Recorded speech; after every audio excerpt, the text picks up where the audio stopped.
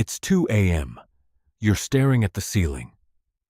Your phone is face down beside you because you promised yourself you wouldn't check it. Your brain is doing the thing it does. Racing, looping, telling you that something is wrong with you. But the real answer is far stranger.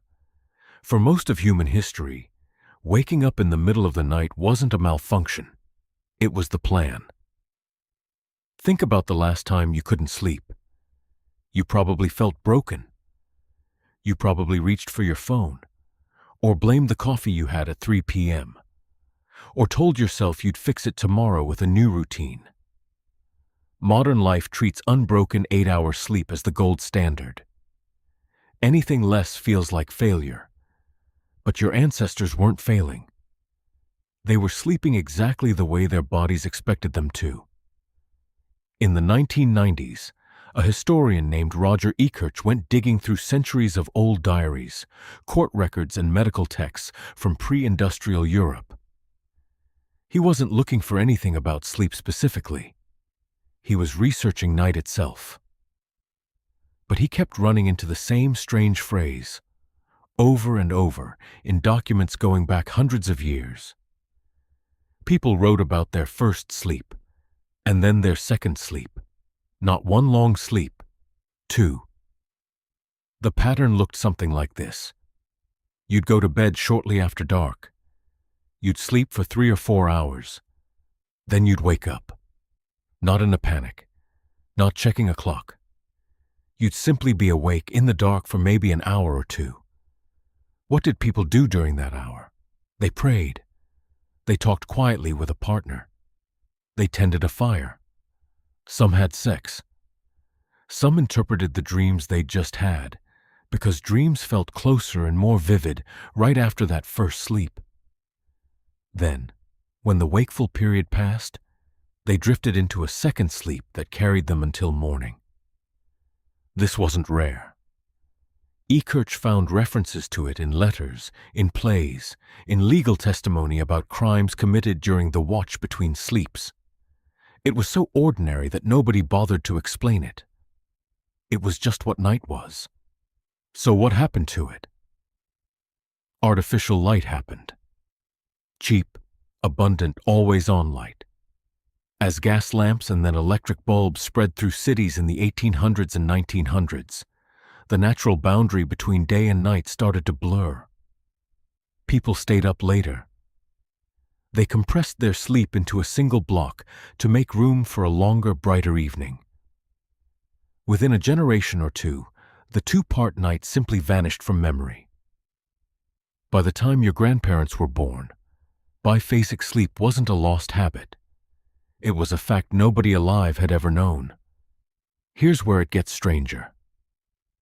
If segmented sleep was really the default setting for the human body, you'd expect to find it somewhere untouched by electric light. Somewhere still living close to the rhythm of the sun. A neuroscientist named Jerome Siegel decided to check. In the 2000s, his team traveled to 3 remote communities that still lived largely without artificial light. The Hadza of Tanzania, the San of Namibia, and the Simane of Bolivia. They strapped sleep-tracking devices onto volunteers and recorded what actually happened, night after night, in populations with no electricity, no screens, and no alarm clocks. What they found surprised almost everyone, including Siegel.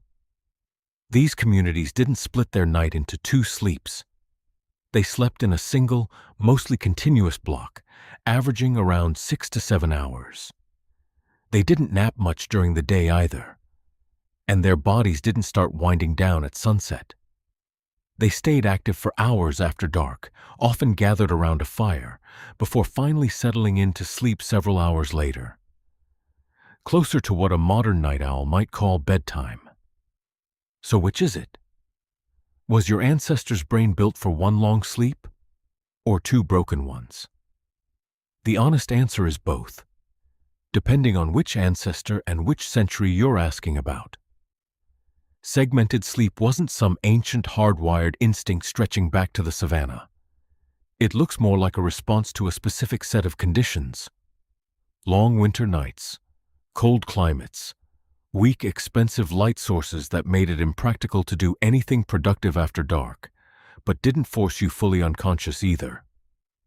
In that environment, splitting the night in two made a strange kind of sense.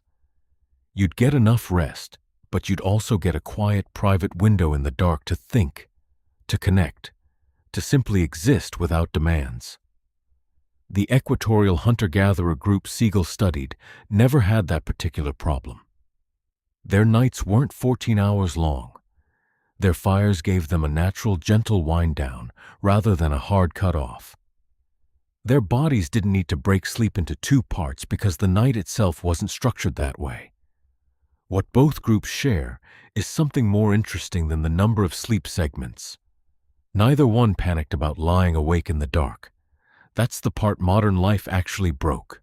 An anthropologist named Carol Worthman, who has spent decades studying sleep across cultures, has pointed out that industrialized societies are unusual in treating sleep as something you do completely alone, in total silence, in one uninterrupted stretch, on a strict schedule set by a clock rather than a body.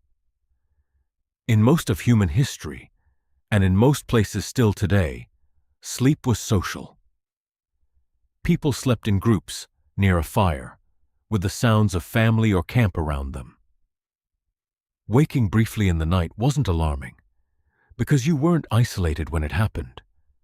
There was no pressure to force yourself back under. There was no glowing number on a nightstand telling you exactly how many hours of failure you'd just accumulated. Now think about your own 2 a.m. You're alone. The house is silent in a way no ancestor's night ever really was.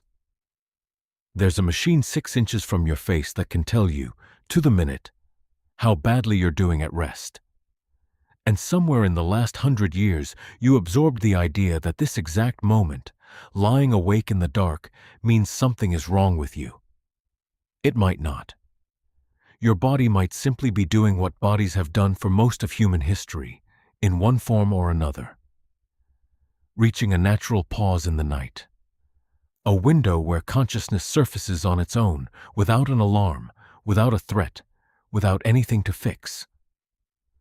The problem was never the waking up. The problem is that you're the first humans in history expected to wake up in the dark, alone, in silence, and feel afraid of it. So the next time it's 2 a.m., and your eyes open on their own, and the ceiling is doing that thing where it just sits there, try something different. Don't reach for the phone. Don't calculate how many hours you have left before the alarm. Just lie there, in the dark, the way your ancestors did, for one generation after another, for most of the story of your species. It's 2 a.m. You're staring at the ceiling. And for the first time, maybe that's exactly where you're supposed to be.